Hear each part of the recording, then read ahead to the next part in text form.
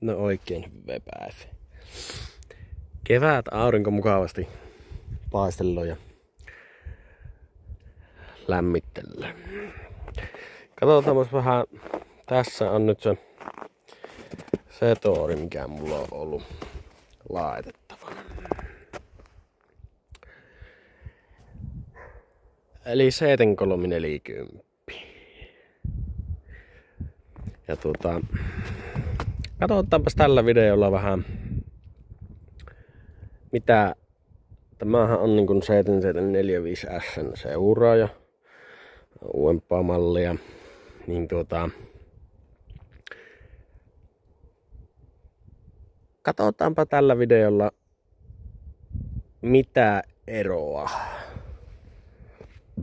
tällä mallilla esim. On pykälää vanhempiin 7745 ja nämä. Katsotaan ne isot, ei hirveästi eroa, mutta muutamia eroavaisuuksia on. Yksi iso ero löytyy tuosta. Elikkä näissä 40 ja 20, niin näissähän on pumppuja KPS. Ja se on minun mielestä helvetin hyvää, koska sinnehän saadaan esimerkiksi 60 pumppua laitettua tuonne ja saadaan hydraulikkaa sitä nopeutta aika paljon enemmän. Kun versus nuihin, missä se on perään sisällä, niin minun tietojen mukaan se on se 42, niin kuin mullakin on, niin suurin tuottoisin pumppu. Joku kertoi joskus semmoista huua, että jos sen sekin maalata, että olisi saatavilla 50kin, mutta minun silmin ei ole tämmöistä kantautunut, vaikka joskus olen etsinytkin. Niin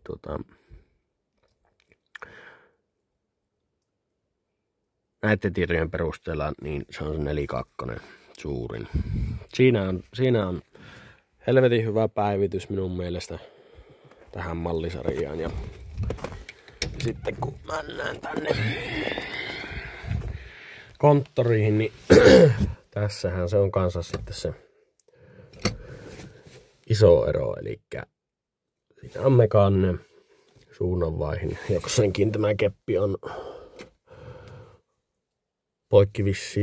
poikkivissiin lyöty ja vähän varmaan murjottu muutenkin, mutta no en tiedä, en muista oliko se näin helvetin mutkainen keppi, mutta elikkä siinä on niinku 10+10 vaihetta, eli 10 eteen ja 10 taakse.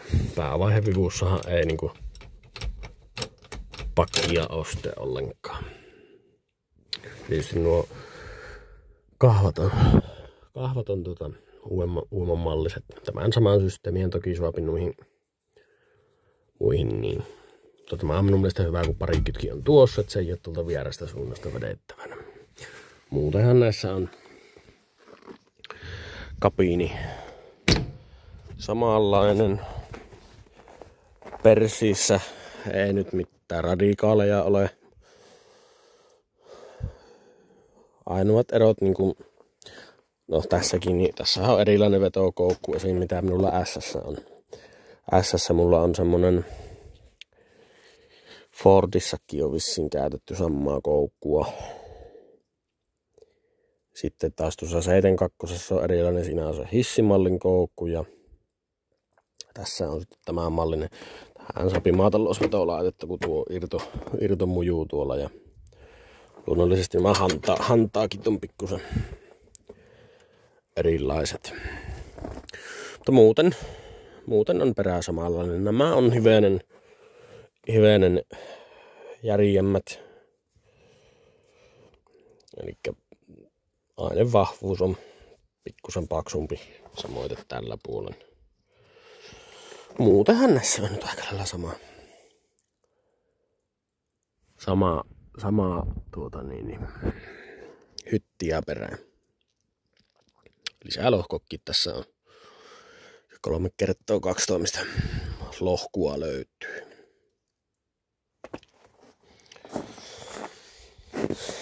Ja tällä puolella nyt ei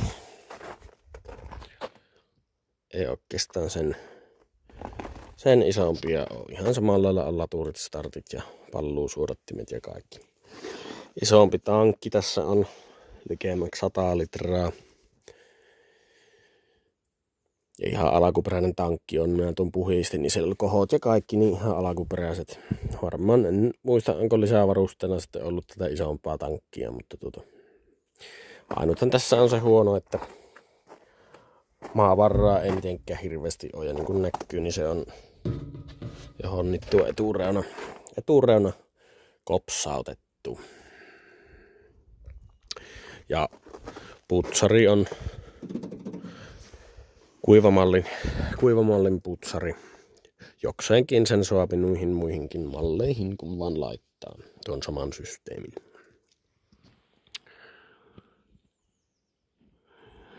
Joo. Sitten se todella iso miinus, kun silloin kun olin ostattelemassa tämmöistä Setoria, niin oli tarjolla yksi 7340. Olikohan Kuikken 640 kuormaajalla. Niin yksi iso syy, minkä takia minä tämän koneen kohdalla tai 7340 kohdalla hiukan mietin, niin oli se, että kun tässähän on tää Carraro etuakseli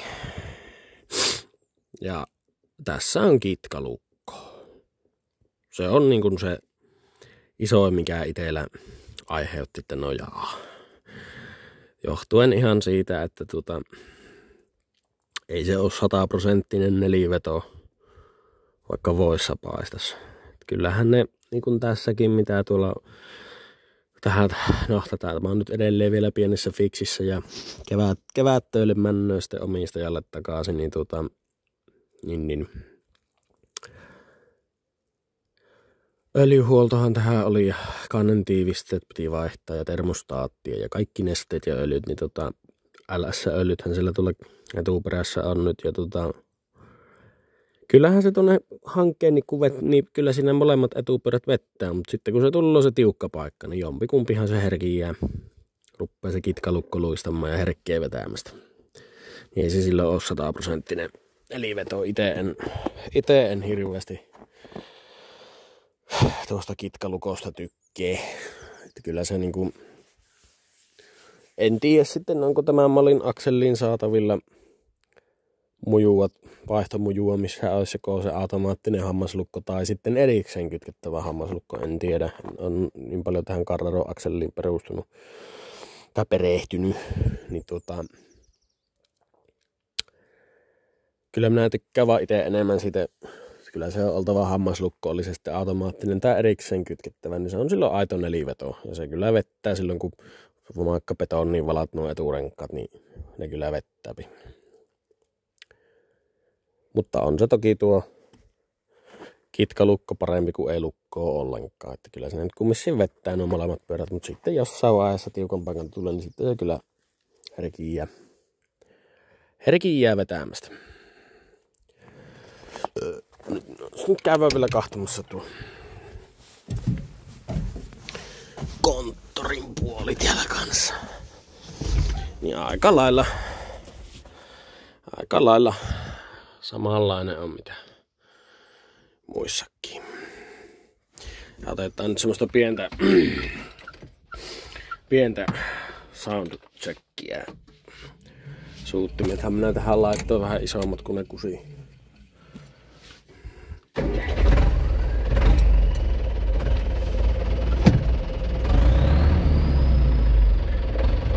Hyvin perkaa. Vähän se. En tiedä näkyykö siellä mitään. Mutta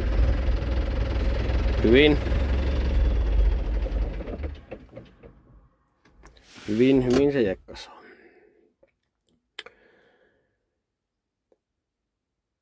Joo, eipä siinä. Meikäläinen rupeaa vähän tässä puuastelemaan, kun on näin hyvä päivä. Niin tämmönen vehe tosiaan on nyt laitossa. Ja minun mielestä tämä on kyllä tämän mallisarjan niinku ykköskampe siinä mielessä, että kun on tosiaan vähän jo päivitetty kumminkin tätä vehettä aika paljon valmiiksi, niin mutta tosiaan tuo kitkalukko on semmonen, mistä minä itse en, jokuhan niitä voi tykätä, mutta minä en itse siitä hirveämmin tykkää siinä mielessä, mutta tosiaan tässä oli hihna mennyt poikki, niin mä olin lämpöjä nostanut, no onneksi ei ollut kiinni leikannut. Kannen tiivisteitä sieltä oli palannut ja mä en seisonut useamman vuoden vissinkin, niin kannen tiivisteet minä sinne vaihoin. Ja edelleen pullotti nesteitä pellolle, niin termostaatti oli hajonnut 3 osaan. Laittoi uuden termostaatin, niin sitten herkesi nesteiden kuplinta ja pullaattelu ja suutin käreet ja iso huolto, kaikki öljyt, nesteet. Ja muutenpa tämä on aika lailla silleen tässä testailuna pienissä työhommissa, että mitenkä ne nuo stefaat käyttäytyy, että ajamatta kumminkin ollut, että rupeaa kuinka hirviästi vuotamaan sitten, mutta ei tuo nyt vielä ulosoton akselin stefaa näkyy vähän tihmimän, mutta muuten ei nyt mitään järkyttäviä on vastaan tullut. Ja ainut mikä vielä pitää tähän jarruremonttiin, että tämä jarru nyt sylinterit on kunnossa, mutta tämä jarru on semmoinen, että se on niin tuolla panjon sisällä se mekanismi juntturassa, että tätä kun vähän kovemmin painaa, niin se sylinteri se vettää, mutta se vettää pyörän jummia ja se jääp jummia. Ja sitten on lekahommia, käydään vapauttamassa se mekanismi tuolta. Ja tämä jarru nyt toimii. Tämä on taas semmonen, että jos sä normaalisti painat tuohon, missä se vähän rupeaa ahdistamaan, se lyöpi saman tien jummiin tuon pyörän. Mutta sitten kun malttaa silleen, että tälle hiljaa painaa näin, että ei kerralla vetäisi tuohon, vaan hiljaa lähtee painamaan näin, niin se jossain kohdassa tässä niin rupeaa vähän silleen jarruttamaan, että silleen vähän tasaisemmin. Mutta sitten jos sä painat sen tuohon, missä se rupeaa ahdistamaan, ei tarvii edes kovasti painaa, kun painat vain kevyesti tuohon, missä rupeaa vastustamaan, niin se lyö kyllä jummiin. Niin käytetyt tapanjot pois ja levyt ja stefaat ja herkistelyn laakerihologit jo vähän hoonailla niitä ja tuolleen. Kylläpä ne siitä. Mutta joo, eipä siinä. Meikäläinen rupeaa vähän tossa touhuamaan vielä. Niin katsellaan.